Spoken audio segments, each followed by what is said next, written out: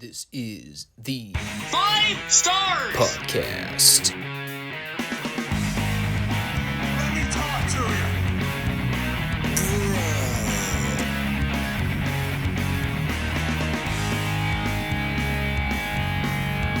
This is such good shit.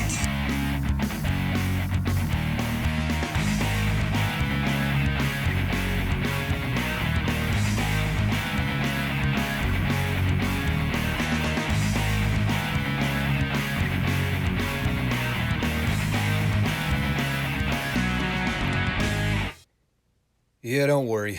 We're not going to go on a 20-minute tangent about how bad AEW was this weekend. I think I said my piece about a lot of the issues I've had with their show in the last week. And I'm sure I'll have another episode in the not-so-distant future to vent more about how bad AEW's product is. Today, we're just rolling with the punches. This is the throw my hands up in the air edition of the Monday podcast where we just kind of watch stuff happen, complain about it for a little bit, and then move on.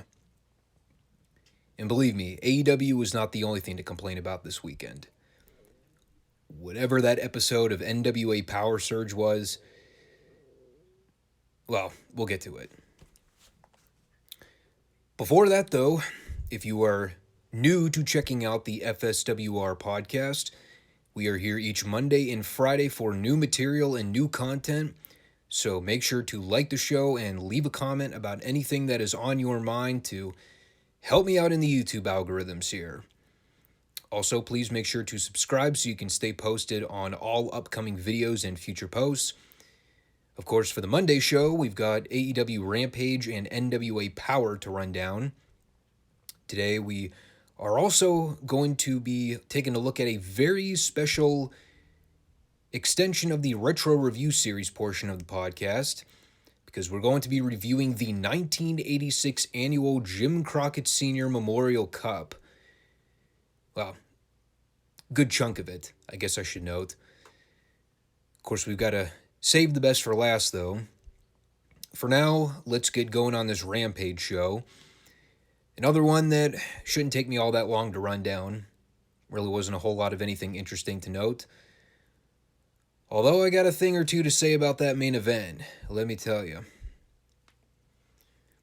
And they kicked the show off with another one of those artificially contrived dream matches, even though they do absolutely nothing to make it feel or appear to be a dream match, beyond just throwing both guys in the ring and saying, "Go, do moves." It is Adam Cole versus Tomohiro Ishii in an Owen Hart tournament qualifying match. Because, Tomohiro Ishii has done such a tremendous job on AEW in the last several months that warranted him earning a qualifying opportunity for a tournament spot. By the way, a tournament with nothing at stake, so far as I know. But if we're trying to maintain a little bit of rationality here, seriously, when was the last time we actually saw Ishii on AEW? Wasn't he involved in some goofy multi-man match last year with Orange Cassidy and the rest of the Outlaw Posse? If I'm correct, didn't he lose that very match? I guess when you're voted Booker of the Year, you can bury a guy halfway through the cortex of the earth, and the AEW crowd will still wet their pants whenever they see random people show up from other promotions. And it sucks, too, because I like Ishii. Any of you that have watched my G1 coverage in the fall of last year would know that I've been a very big fan of Ishii's work in New Japan for quite a long time now. And at the end of the day, I think there lies the problem. I enjoy watching Ishii in New Japan, but in AEW, I don't know, it's kind of like my thoughts on how they booked and treated Minoru Suzuki. Never mind the fact that we were never really given a proper introduction to a lot of these guys from New Japan that have just kind of randomly popped up in the last year. No video packages, no promos, no sit-down discussions to talk about the guys' careers. I mean, for all I know, maybe they did a 30-second highlight reel that I neglected, but in the world of wrestling where logical promoters and bookers are in charge and they're actually trying to make people matter, I don't know, highlight reels aren't exactly cutting the mustard at this point. It also doesn't help that they're continuing to run with this inane bullshit of having Orange Cassidy affiliate himself with Ishii in his entrances.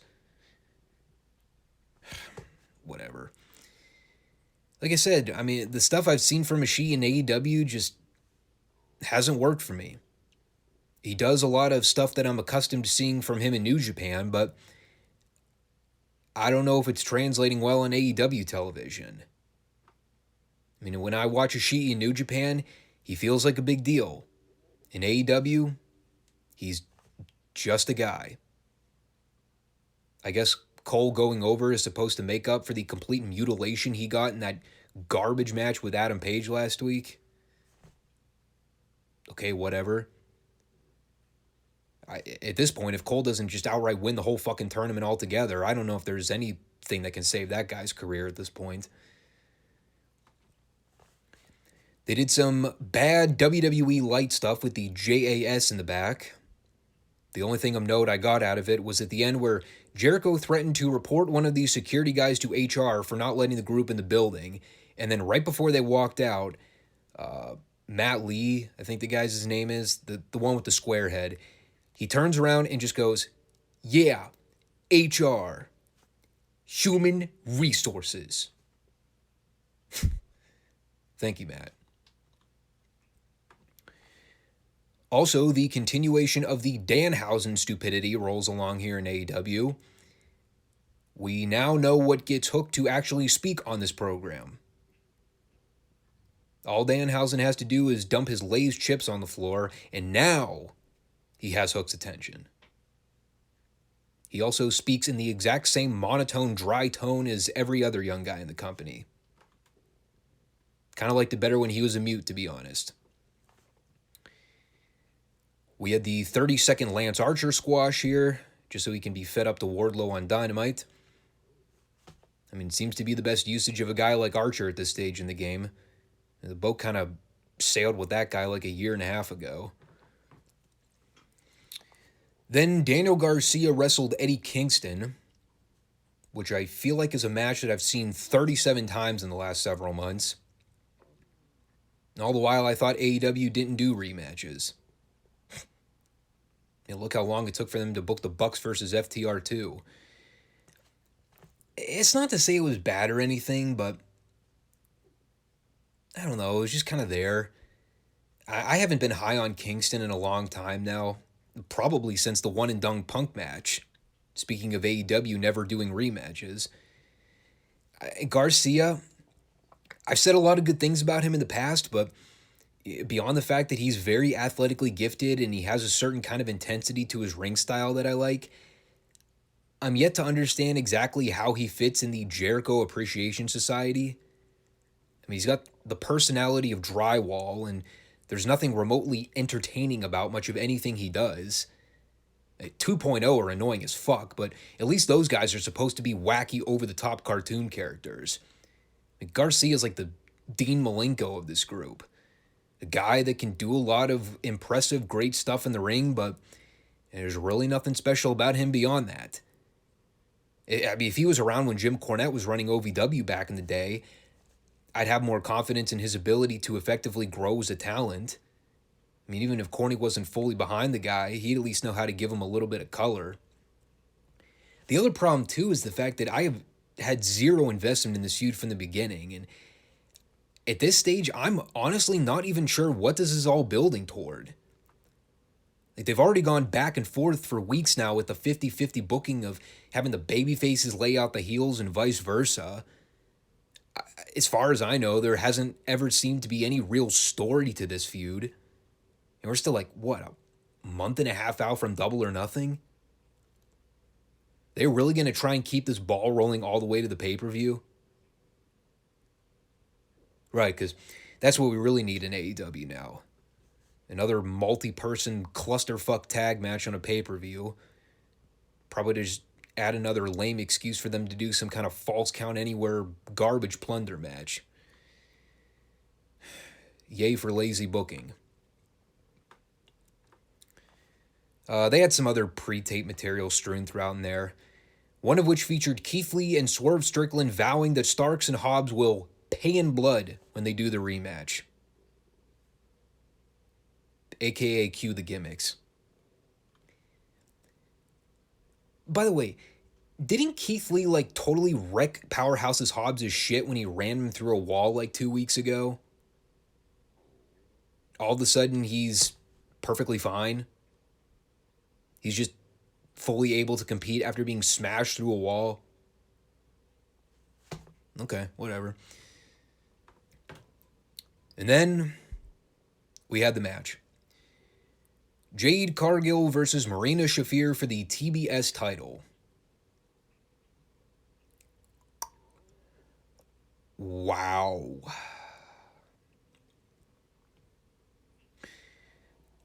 Well, at least we know now why Marina Shafir calls herself the problem. Because there's definitely a problem there. Problem is she sucks. And that's not just a reflection of her ring work. By the time this match was over, the entire story of the whole thing is that Marina Shafir sucks.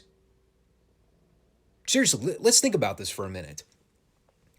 The entire build to this match was Jade Cargill wanted a special hand-picked opponent for her 30th match. So Mark Sterling went out of his way to pick Marina Shafir. Jade completely blew her off for weeks and weeks to make it seem like she was totally disinterested. And then come bell time, the end result is that she pummels and massacres Shafir for 2/3 of the match. And then she wins in the end anyway, no problem. What a fucking geek Shafir turned out to be, right? I mean, I'll give small praise where it's due. Jade Cargill still as green as her hair, but the fact that she's was able to carry the offense for 90% of this thing, it wasn't as horrendous as I thought it would be. It was a total NXT women's match in the sense that you could tell they probably practiced the thing 7 or 8 times just to make sure they were comfortable with all the spots. But, if this was still the outcome after multiple repetitions of going through stuff, yeesh. I could go into the whole tirade about my thoughts on Jade Cargill again. I know she's Tony's pet project, and as a personality and in terms of having ring presence, Jade's got a lot of tools. And as much as I advocate that AEW prioritizes its homegrown talent in the long term over the established names they're bringing in or already have in possession now, yes, I know Jade's a grassroots AEW talent in the making, but she's not there yet. Yes, there's improvement in some avenues, and she's far better than when she started. And, I was sitting here complaining and bitching about them having her go 10 minutes in TV squashes when they had no business doing that. She's at least made enough progress where I can at least retract a little bit on that argument and say, given the right opponent, she could probably get a little more time to work with. But Marina Shafir is not the right opponent for that circumstance. She's greener than Jade is, and that's really saying something. It was not train wreck bad, but I think we should just call a spade a spade. Don't you think it was a little problematic that most people already went into this match figuring that it was going to be bad? Isn't that a red flag there that should indicate maybe we don't book this match to happen?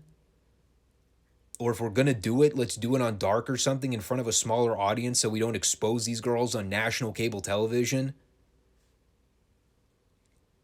And this just wasn't just the usual bad AEW women's match. This is a championship match. This is a match that actually had stakes to it.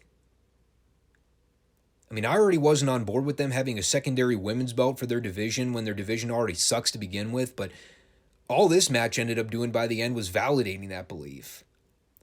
Jade was absolutely rushed to the spot she's in now, and I don't know if it was pressure from TV execs over them wanting more diversity and representation. I know Jade won the TBS title right around that point that the whole Big Swole controversy was circulating, so maybe this is a panic tactic on Tony's part to try and evade the critics. Whatever political measures came into play here, I'm just trying to look at it from a straight-ahead fan point of view. I think Jade should continue to get pushed because she's putting in the work to get better. And that alone should be the only incentive in rewarding talent in this business. The fact that they earn it through hard work and dedication to honing their craft and taking everything they do seriously. So far, what I've seen from Jade, she's proven that she is taking her work seriously as an on-screen character. But she's still far from proving that she's warranted or earned the position she's in right now, particularly having possession of a championship belt. And it's probably not entirely her fault. If anything, I blame Tony for having no balls and giving into peer pressure from the network and the butthurt fans that focus too much on inclusiveness instead of whether or not someone has actually earned the spot they're in. That's the corporate world for you. So here's your Rampage report. It actually took me a little longer to get through that than I anticipated, but still doesn't really mean it was a show to go out of your way to watch. I mean, if you like moves and guys and gals doing stuff, you could probably check out the Cole Ishii match, but beyond that, I don't know, save yourself the hour and go do something productive with your life. Go take a walk, go to the gym, read a book. Just do something other than watch this show.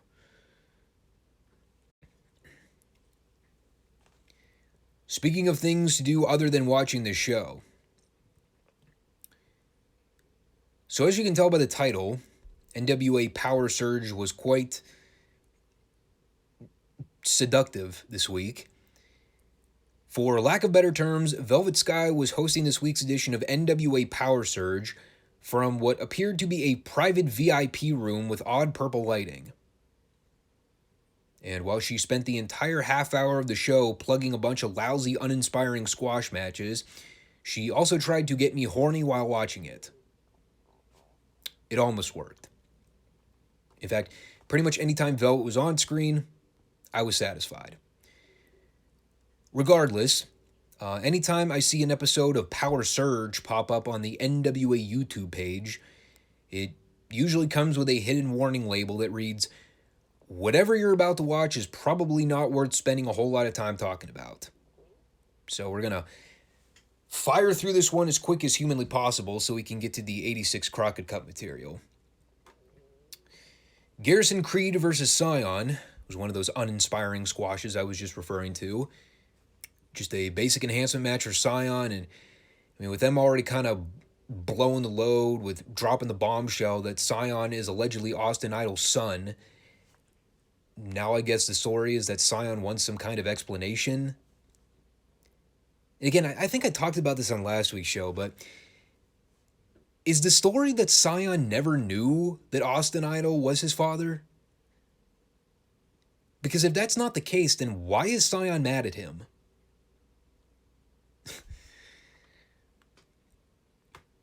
So then we had Velvet standing next to the dirty dildos while she was faking an orgasm. All I really got out of it was that Dango likes to wrap himself in velvet, and apparently she wants to accompany both men to ringside for a future match so that they can have a three-way. Keep in mind, everyone, this is supposed to be the real wrestling show. Paula Blaze wrestled Tootie Lynn next, and yeah, I kind of glazed over that one. I think the Jade Cargill match from Rampage was enough women's wrestling for me to handle this weekend. Then we were back for another session of Velvet After Dark, wherein I believe, and I do not want to put words in Velvet's mouth, but I am almost 100% positive after having watched this portion of the show, I now know she's into BDSM. And then Aaron Stevens did some amateur technique demonstrations with a low-rent-looking Enzo Amore. And aside from the ridiculously over-tan hands in the guy liner, he applied a lot of ting, ting, ting, ting, ting, ting, pss, pressure to this poor sap. And I just went ting, ting, ting, ding, ding, ding, pss, fast forward. But then Austin Idol saved the show. He came in to interrupt and shame Velvet for throwing her life away by pretending to be a stripper. essentially playing the role of dad, asking her questions that no women in the exotic dance profession would ever want to hear, such as, do your parents know you're doing this? My guess would be that the father is not in the picture anyway, so what difference does it make? I also enjoyed the follow-up question, are you aware of the fact that the world is watching you right now? To which every single man sitting by his laptop with a bottle of lotion answers, yes. Yes, we are. Imagine that. Leave it to Austin Idol, of all people, the man that I constantly complain about ruining this show with his hideously bad commentary every week, actually coming into the fold this week to save the show from complete sheer embarrassment. Let's be frank, I don't want to get too ahead of myself. It was still a revoltingly embarrassing wrestling program, but I don't know, there's something very appealing about watching people admonish 304s, even if Velvet's only working a role here. By no means am I implying that Velvet is part of that crew. Believe me, even Jamie Cesanter was raised better than to partake in that crowd. And then the Rude Dudes wrestled Black G's and Marche Rocket from Team Idolmania, which on this show was like watching Brett and Austin in Mania. The match was merely okay. Rudo and Stanley are a little too hokey for my liking, but Marche's stuff looks pretty good most of the time from what I've seen. He's got some size and ability. Black G's can work too, but by God, I could be entirely off base here, but there's no way that guy's taller than 5'5". Standing next to Marche, he looked like fucking Masquerita Sagrada in there. I could already tell you what Vince would do with him. But Marche got the win for his team after hitting Stanley with the Harlem sidekick. And then Idol closed out the show by continuing to admonish Velvet until she walked off camera. And that was kind of that. Yeah, don't watch this show, everyone. This was indeed every standard PowerrrSurge episode you come to expect. Only difference is they went a little overboard with the gimmicks this go around. And not in a good way. But they are going to be back in Oak Grove, Kentucky next week for another set of tapings, so that should be good. Probably should have a little more constructive material to talk about there, as opposed to whatever the Velvet Sky striptease sessions were this week. I'm actually surprised this didn't get flagged from YouTube from those segments. God, with all the monitoring they do with suspect material on their platform, the strip teases in shady language should have been enough for them to target them. But whatever. Anyway, let's finally move on to some good stuff here. So I really had to make a bold decision here, because as I noted from the previous Retro Series recap, I did not have enough time to sit here and watch all of the 1986 Crockett Cup. I know that the show was broken down into an afternoon and an evening session, and I talked about how I was going to report on the latter half of the show once we got through some of the preliminary bracket matches. So I ended up skipping all the way to the first of the quarterfinals rounds, and I watched the rest of the show from then on. Ended up cutting the time in half for me, so I only had to watch 2 hours of the upper card matches. And in addition to the Crockett Cup tournament matches, I would also get a chance to check out some of the other title matches as well. Before we get to the card, though, I always like to provide a little contextual analysis on these retro shows, especially the pay-per-view specials. And I'll be upfront out of the gate here. I've never considered myself a wrestling historian, nor would I ever try to go up against a lot of the journalists and wrestling history buffs that report on this stuff and actually know their shit. Me, on the other hand, I'm just a longtime wrestling fan that was lucky enough to get the opportunity to branch out and watch all the wrestling I could get my hands on from a young age. Whether it was the WWF, whether it was WCW, whether it was the territories. I had brothers who had a lot of tapes, and the mid to late 80s was sort of my introduction period to the business. I believe I was 2 or 3 years old at the time. However, here's what I can say about the first annual Crockett Cup event here in New Orleans, which for those of you that didn't know, this was the event that took place at the Superdome and was split into a double session event. The first half took place in the afternoon. Attendance for that portion of the event drew approximately 3,500 people. And of course, the evening session drew 13,000. 24 teams for the actual tournament. And the whole concept behind the show was to basically host a collaborative supercard event with Jim Crockett Promotions and Bill Watts' UWF. Of course, this was after the Mid-South rebranding.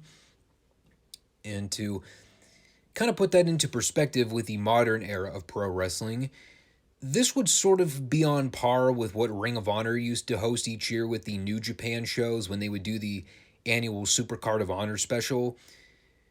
Of course, we are comparing that on a much more downgraded scale, but it is something equivalent to that whole Supercard idea. And, even when you go back and look at the WWE version of the show, originally when they aired it on the network before the whole Peacock shift, they even had to cut out a good chunk of the prelim material. They boiled it down to basically 4 hours and had to skip a lot of the opening round matches just to be able to fit in with the time constraints they were dealing with. It was a lot. I think the main general consensus that a lot of people have looking back at the annual Crockett Cup tournament is that trying to do this show in one day was a lot to handle. And especially for the wrestling market that they were dealing with around that period. Trying to sell tickets for a 24-seed tournament in one day, that's asking a lot out of people. And even the diehard wrestling smart mark crowd doesn't have that high of an attention span to be able to handle 20-something straight matches like we saw on this show. Now, yes, there probably were people that went to both the afternoon and evening sessions, and those people are either really passionate wrestling fans or just outright crazy. But they probably got a handful of people that did attend both shows. But like I said, trying to do this all in one day, it's a bit of a stretch. Now, the talent pool was definitely there. I'll say this. If you were a big fan of tag team wrestling back in the day like I was, the 80s were prime peak years for tag teams. In today's business, I could probably count on one hand the amount of actual top quality main event level tag teams that are in the business. FTR is the only one that comes to mind immediately. The others I'd probably have to do a little research on to try and come up with a list. But in 1986, you had first-rate tag teams out the wazoo from all over the place that were coming in for this show. And obviously that is not just counting the teams that we've been talking about from the NWA studio shows, like the Midnight Express, the Rock and Roll Express, the Road Warriors, Arn and Tully, the Russians, the list goes on and on. But even noting some of the seeds for the other portions of the brackets here, you had the Fantastics, who I believe were UWF Tag Champions at this point. You had the Sheep Herders. You had the Fabulous Ones. Bill Dundee and Buddy Landell were a part of this. We had Dr. Death, Steve Williams, and Terry Taylor. This is a stacked and loaded card if you are solely looking for a show for top-of-the-line main event tag teams from all across the country. Obviously, in the latter years, they would fix the issue of trying to host the tournament in one night by splitting it into two nights like we saw in 87, 88, 89, etc. But this is a trial and error process, considering it was the first annual Crockett Cup event. So, growing pains, I guess, is the best way I could sum it up. But anyway, let's get into talking about the matches that I saw for the show. Skipping ahead here to the quarterfinals round between the Road Warriors and the Midnight Express. This is where I began watching. And this was pretty much your status quo Road Warriors match from 86. Very minimal selling, just going in to do the total onslaught of the heels from bell to bell. I mean, the entire story from the beginning of the match was the Midnights were fucked 6 ways from Sunday, and everyone knew it. Condrey and Eaton were literal ping pong balls the entire time, just bumping and selling all over the place for Animal and Hawk here. I mean, the crowd ate up everything that happened here too, which is why it worked. My favorite part is the spot where Condrey gives Hawk the pile driver after having his ass kicked for like the first 5 minutes of the match. He gets in one offensive move to catch him off guard. And of course, once Condrey gets up to tagging Bobby, he's all proud and happy that he finally got one over on the big guy. And Hawk immediately pops right back up. Condrey turns around and eats shit after Hawk gives him a big right hand. And as we fast forward to the end, the Midnights are able to cut off Animal for a momentary bit of offense. But once Animal starts firing back, that's when Cornette gives him the racket shot to the back. Animal, of course, takes the big pratfall face first onto the mat, and the ref throws the match out. And the DQ finish was obviously what needed to happen. Keep in mind, Condrey and Eaton are still the World Tag Team Champions at this point, so it would have been a death sentence to beat those guys clean. But this is also an extremely pivotal match in the Midnight LOD feud for 86. This kept that feud running and kept the build going all the way through the end of 86 till we get to the infamous scaffold match at Starrcade, which we will be covering at the end of the year. Definitely an enjoyable watch, especially if you were a Road Warriors mark and you love just watching them beat dudes up for 10 straight minutes. Next quarterfinal round match was Ivan and Nikita Koloff versus Steve Dr. Death Williams and Terry Taylor. Very weird going back and seeing Dr. Death and Terry Taylor as a team, especially if you go back and watch some of their stuff from Houston back in 84. And here in 86, they're coming in as part of UWF as a team.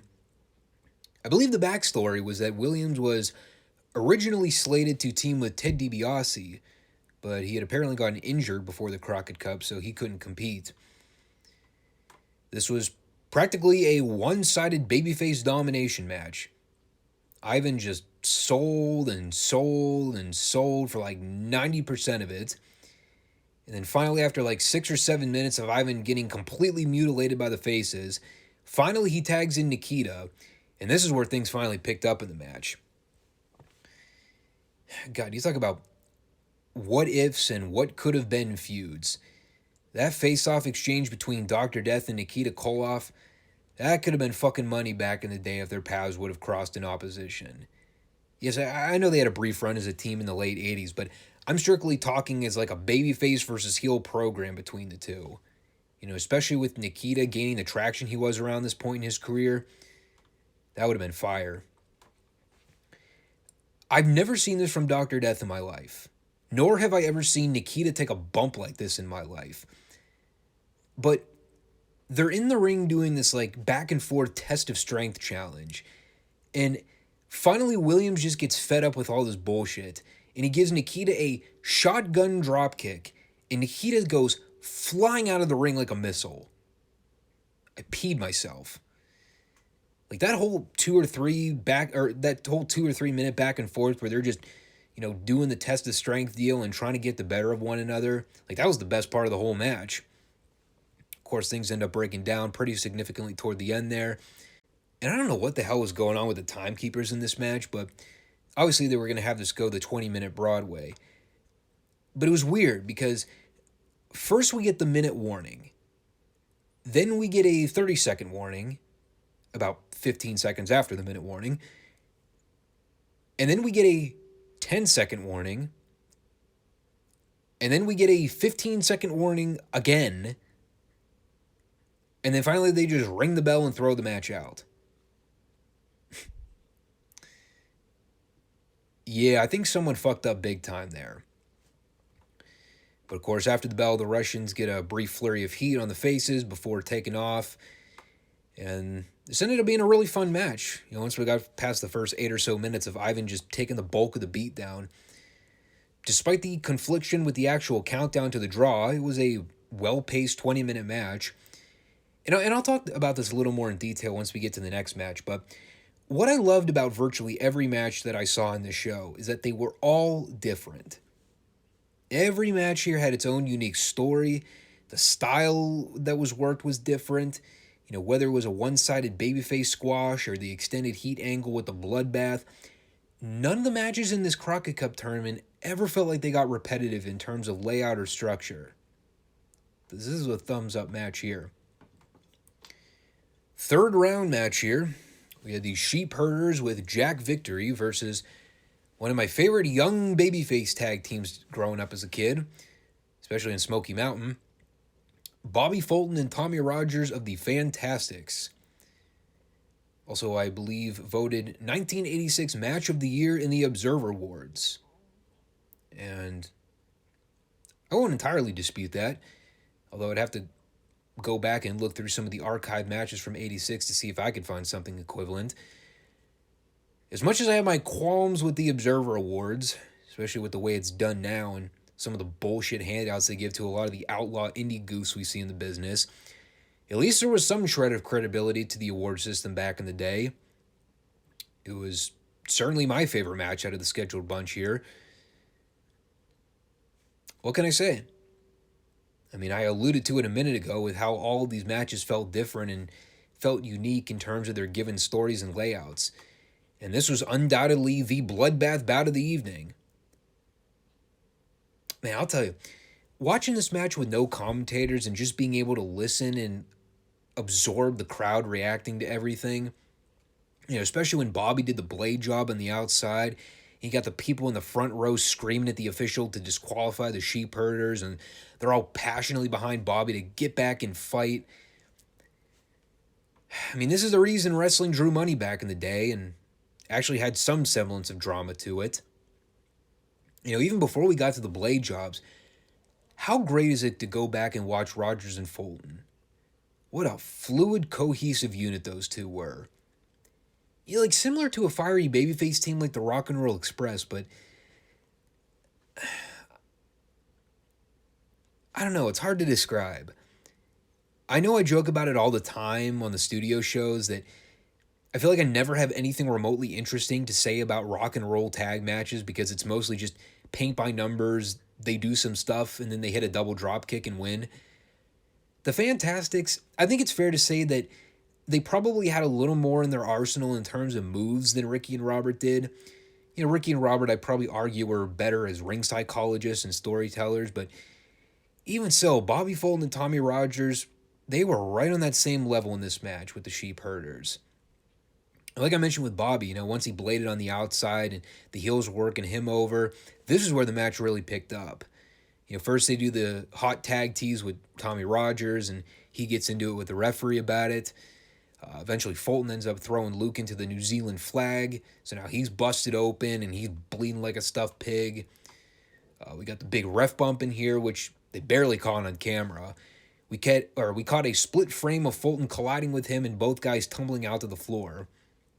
And of course, that's when Jack Victory gets in the ring with the flag, and all four guys end up wailing away on each other. They're all bleeding by this point. Things are totally broken down by this point. Total bedlam and pandemonium. And finally, we get a second official to come down and throw the match out. Double DQ. So both teams are now out of the Crockett Cup officially.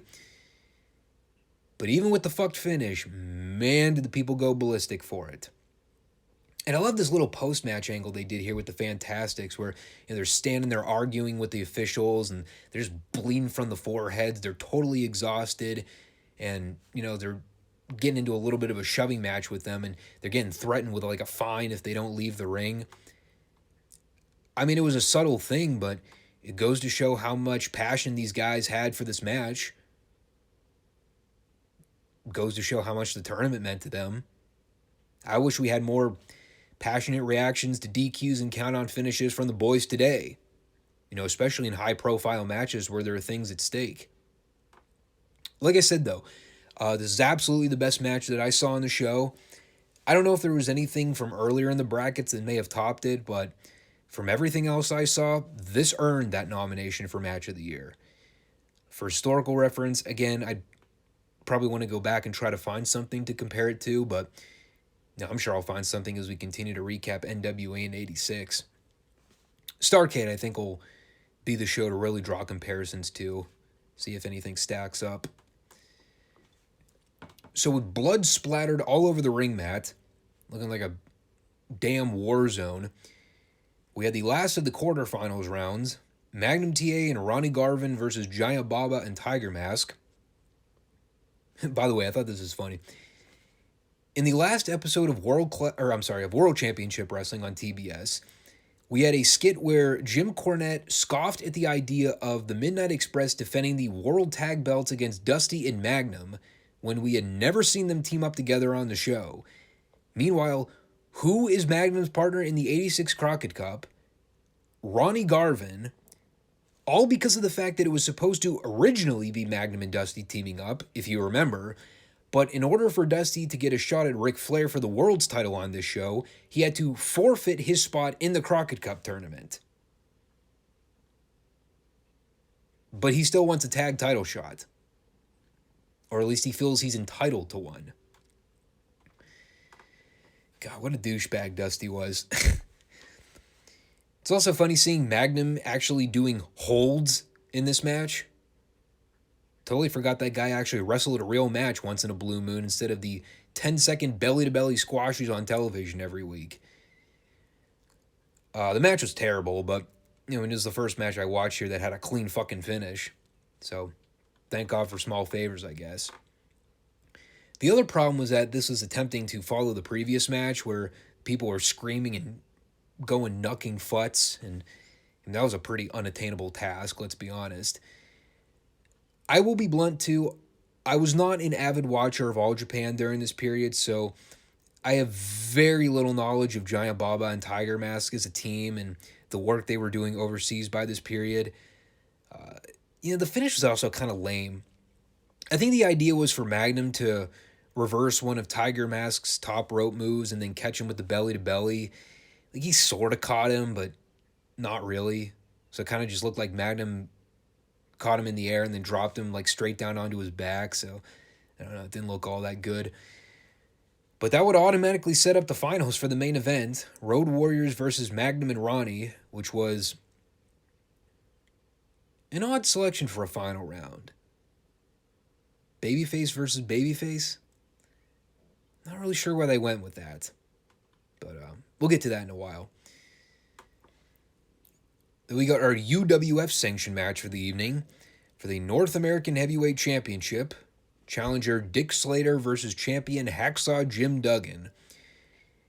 And for any of you that were big fans of Mid-South or UWF, or you're accustomed to that style of match, this was about as heavy and hard-hitting as they come. I wish that I got to watch more of Dick Slater growing up, because I know he was a pretty controversial figure in the wrestling world, but man, he was a great heel in the territories. For someone like me that had a natural proclivity for the heels over the baby faces, for whatever reason, I couldn't exactly tell you. I feel like Slater would have been another heel that I would have gotten more accustomed to liking, had I gotten the chance to watch more tapes of him at a young age. I know him and Bill Watts had a pretty big falling out over some booking issues. I think it was right around this point, too, because Slater wound up in WWF not too long after this for a brief run. If I'm not mistaken, this actually might have been one of Slater's last matches in the UWF before he left. It was a good old-fashioned slobber knocker, which is befitting because Jim Ross did the ring intros for this one.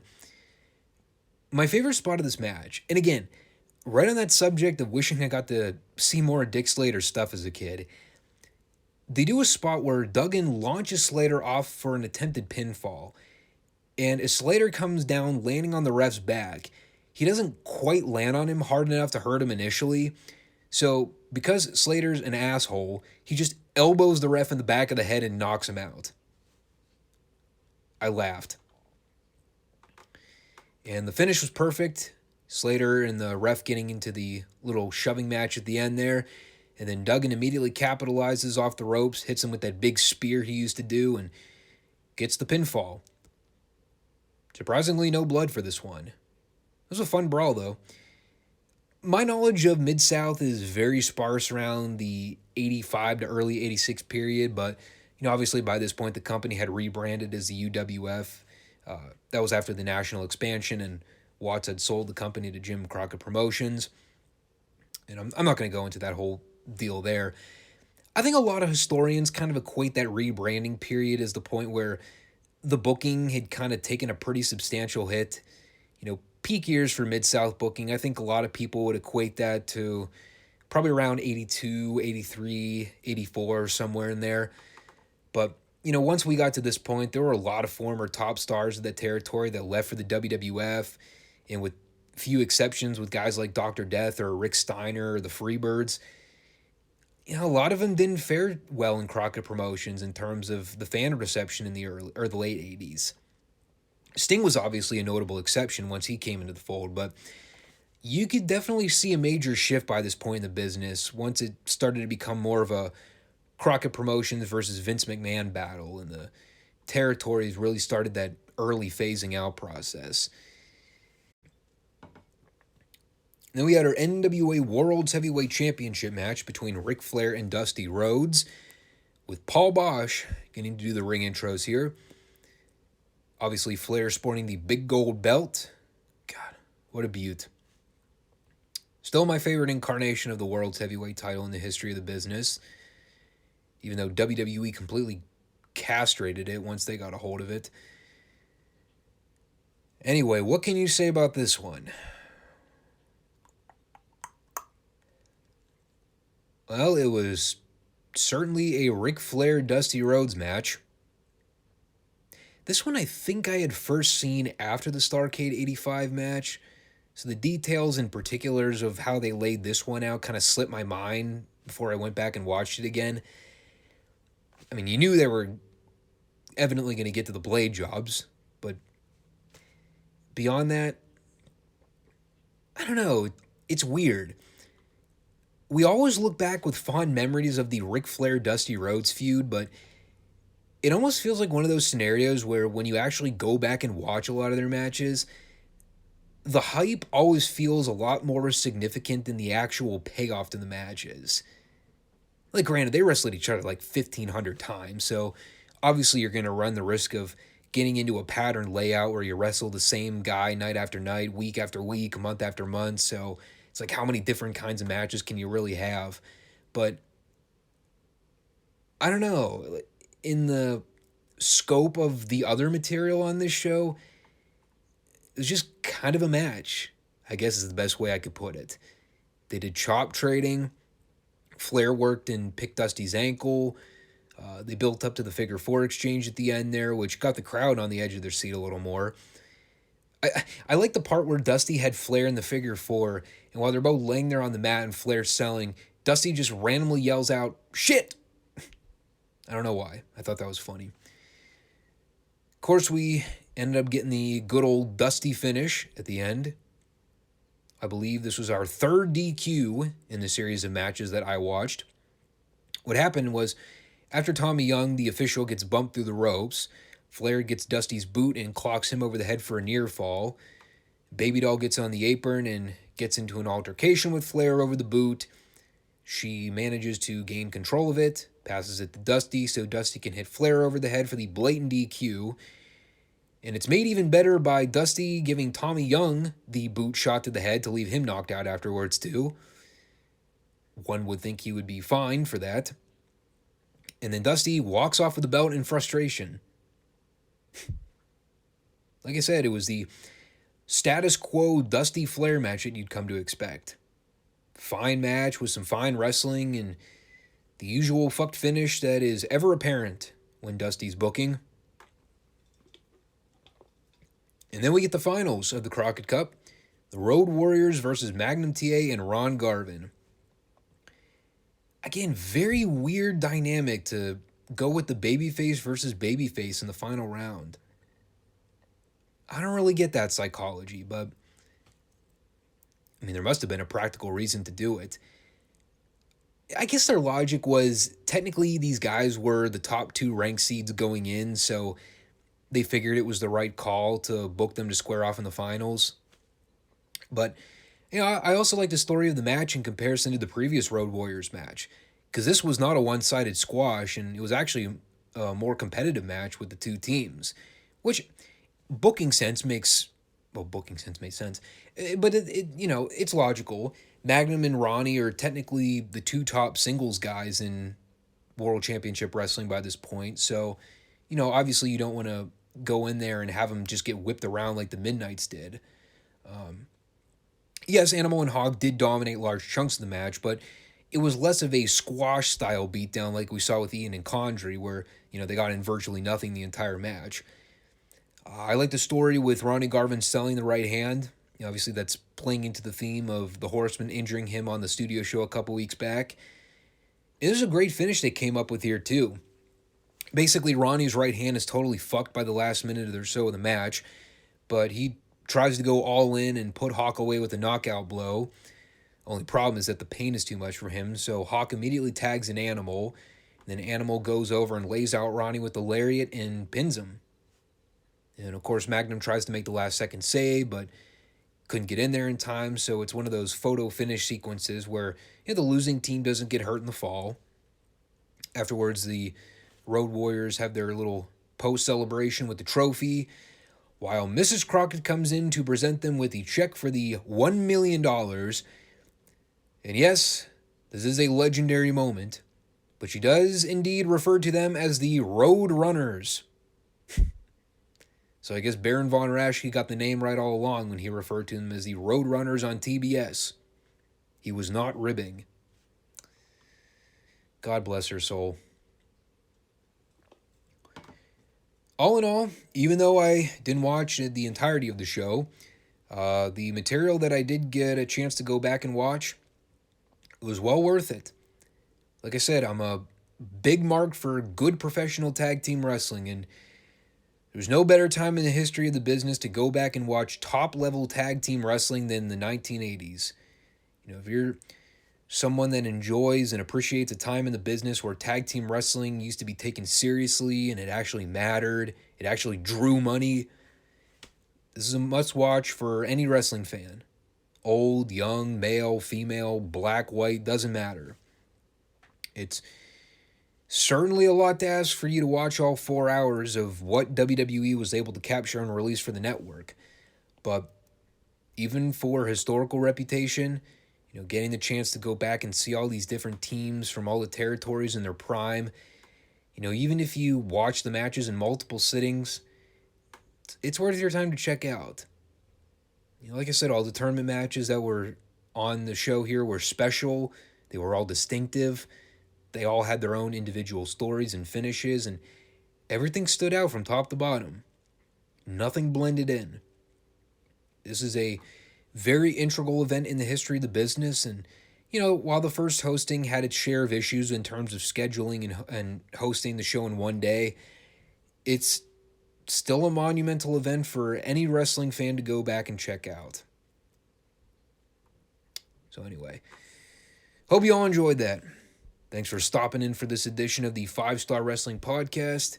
Make sure to subscribe, click the bell icon, like the show, leave a comment, and come back to visit each Monday and Friday if you would like to see new content and new material on the FSWR YouTube and Rumble channels. This Friday, we've got the continuation of the Retro Review series on NWA World Championship Wrestling and World Class Championship Wrestling.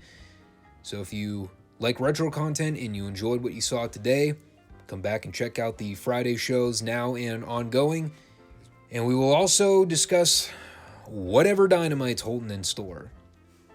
Right now, the Cash Wheeler-Dax Harwood match is enticing on paper, even though it makes absolutely no logical booking sense to do that match right now at this given period. But with Tony Khan's booking, you kind of just run with it and shrug your shoulders. Anyway, take care all. Peace out.